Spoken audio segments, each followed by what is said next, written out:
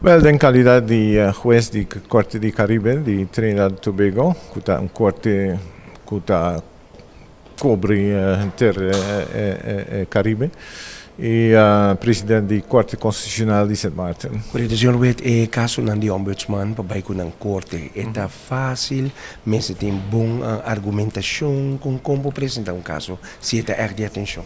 Wel, eigenlijk ombudsman en Corte está eigenlijk separado. Bonota je caso de ombudsman que está bij Corte, quizás den caso más raro.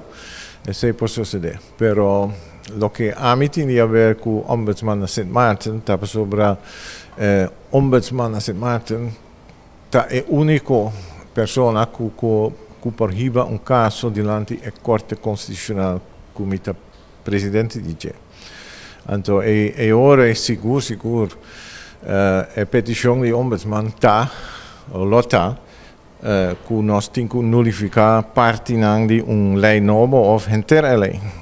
Então, essa é a sociedade St. Martin dos Bia. Para o meu caso, estava uma nullificação de parte de code penal, de wetboek van strafrecht. E de dois casos estava tocando introduzir câmara de integridade e a lei nos nulificar para sobre esta tem diferente falho que nos avisa eigenlijk está destruir a lei. E parte di ombudsman po bisa ti un peso si ora ku eta bai ibung caso ora bu ibung caso Corte Constitucional? Seguro, ja. Lei constitucional está um terreno especializado. Danke Dios nos tating na St. Martin senhora Arden, que está doctor em lei, que estudia lei, a doctorado em lei, dus essa com etinco3 e estava da abogado. So antes, dus essa conta tres caso delante.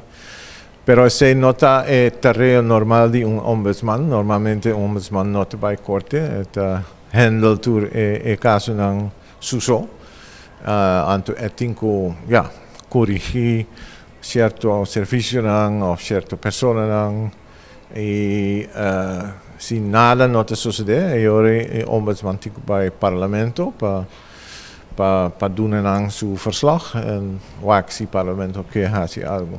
Met imigração weet várias pessoas representando vários países em Caribe não tem presente. Qual é meta of meta na de conferência específica que tu vai ter na Bonaire? Wel, tem associação regional, essa é a Carroa, que está reunida agora aqui. Essa é a ombudsman da região. Para zo'n hobbypaís den Caribe tem ombudsman. Tem problemen nang issues nang. En toen zei mensen worden discussiëren, kan het dus zijn. Wel, ombudsman die best, goed aan meneer Van Zutphen, offerde die host conferentie naar Bonaire. En dat hebben ze nog naar Bonaire.